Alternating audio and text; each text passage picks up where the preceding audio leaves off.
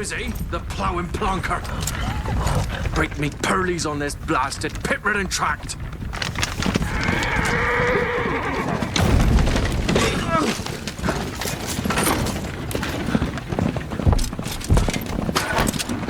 Where's Fear not dry room? Oi! The devil's out here! It's running from!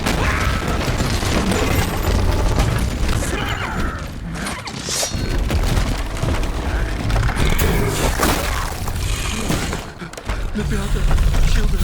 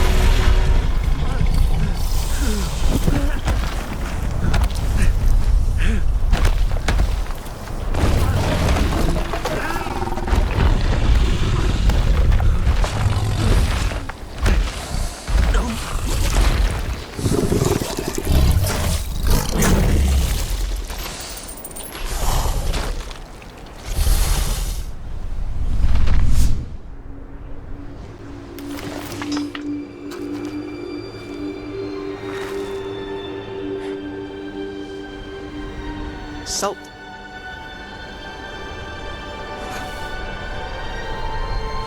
Almost had me fooled, Fruin.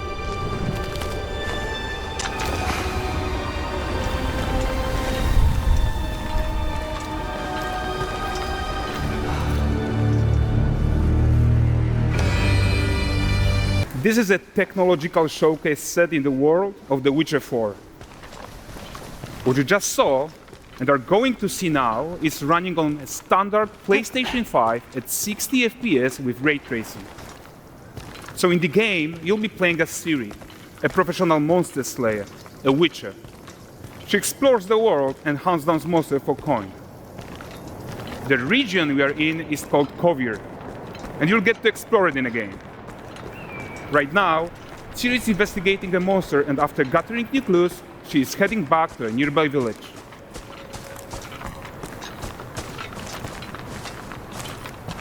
All right, everyone, meet Kelpie. Let weeds be weeds, Kelpie. So just like Geralt and Roach, Ciri has her own loyal companion. We return to town. These two characters need to feel like one. Since you're gonna explore the world on horseback, riding needs to feel seamless, natural, and just fun. Yeah, and to support that, we're introducing multi-character motion matching in Unreal. So Ciri and Kelpie, they're perfectly synchronized when mounting from any angle and speed. And we also support root motion movement on Kelpie, so controlling her feels realistic and grounded. And there are also some really nice improvements to our Unreal Chaos Flesh Solver and these machine-learned deformations. So you've got realistic muscles moving and stretching under Kelpie's skin without compromising the performance there.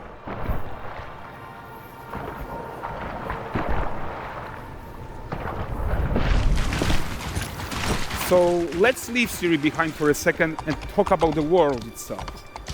So much of the Witcher world is natural, organic, especially Kovir with its dense forest and wild nature. Yeah, and wild nature is hard. And with nanite geometry, we've freed artists from so many of their old constraints. But we don't want to rest until everything we do in Unreal has that same spirit of freedom. There's always more work to do. And foliage is a huge piece of that puzzle. So we are excited to introduce nanite foliage. And in order to achieve gorgeous foliage density everywhere, while still being memory efficient, fast to render, we believe that a new idea was needed. So instead of the same card approach we've been using for the past 20 years, artists should be free to take a nanite approach to foliage, modeling every single leaf and pine needle. And the old LOD tricks of the past, they needed a complete rethink. And in their place, it's a new adaptive voxel representation in nanite.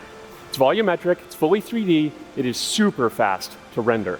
And these dense clusters of triangles turn into these cubes, which at a distance, they're no larger than a pixel, And they react to the changing light of our dynamic sun and our shadows, and they allow artists to render whatever amount of foliage is needed to achieve their vision without compromise.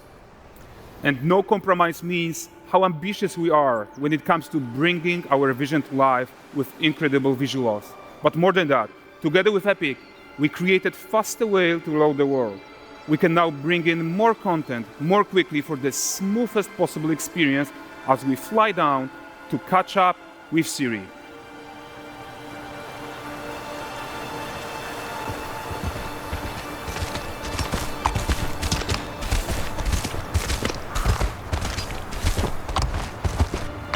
Welcome to Valdrest.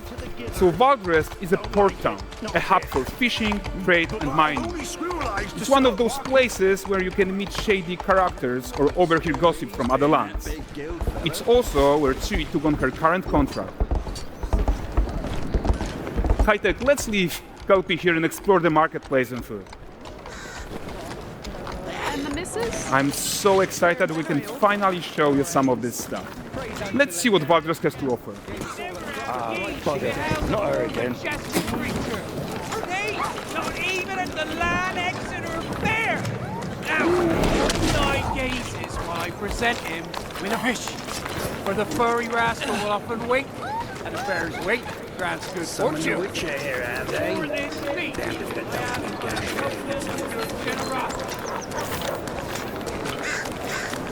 Pardon. Guys, notice how responsive the world is. Character actions directly affect what happens around you, sometimes even setting off chain reactions. Everything is working together. Take your man elsewhere, you filthy leg. You'll find only honest pointers here. Oh, look at this poor gentleman being taught how to fly by an angry innkeeper. That's what happens when you cheat at Gwent. Last of it, is it? Running away. Silver, round ones, jingle in the purse.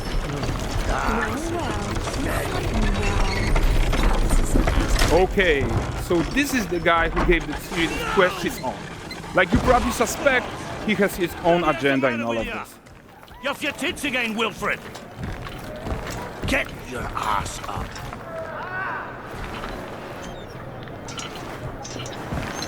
A typical day's toil. Who in? With Churres. One news of my wagons. No eternity is taking that damn salt to arrive. I found them. And, well, suffice to say, they'll not reach you. As for the salt, I found not one speck. I presume this comes as no surprise to you. Now. Kavir's smuggling trade is of no concern to me. Shush, shush, shush. The manticore that flattened your cart and devoured your men? Quite the opposite. Manticore? No, them winged hellspawn dwell in the arse end of Creighton. Not here. While Siri decides what to do about that merchant, let's take a look at the character technology that powers this marketplace. Why don't we listen in on these fishmongers? They're selling their wares, chatting up customers. Morning, catch this is. Won't find none fresher. Reckon me lady's after one of them. Course. Get this cleaned and gutted for you. You mind, dearest? Into seeing some and more. Got mackerel, cod, all Brexit's finest. And there is tons of tech at play here, even in this simple market stall. Metahuman tools, improved Unreal smart objects, chaos cloth, and more. Yeah, and all of this exists to make sure that the gap in quality between Ciri and NPCs is as small as possible. Yeah, and closing that gap, it's not just about fidelity, right, but also authenticity. They should react to changes in the world around them. But the prisoner in pillory isn't exciting enough for Valdrest. Let's grab everyone's attention with a circus.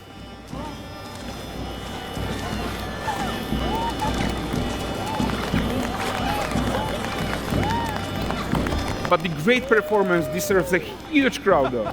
Let's crank it up.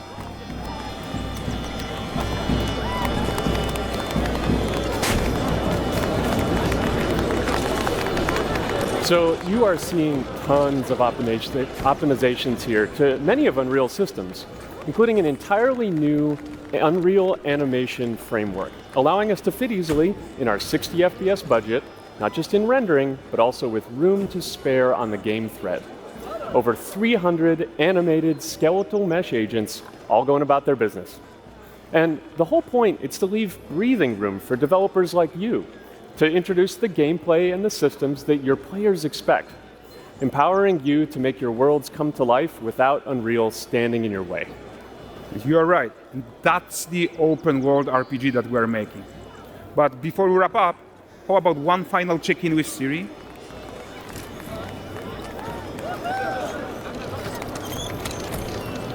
We are making this game to be the most immersive and ambitious open world Witcher game ever. And we are making this a reality thanks to our work on Unreal with the team at Epic. I think what we are doing together is going to bring in a new generation of open world RPGs, and I'm so proud of what we accomplished so far. We are too. So we're almost done, but before we go, here's a small gift for all Witcher fans. A first look at Lanexeter.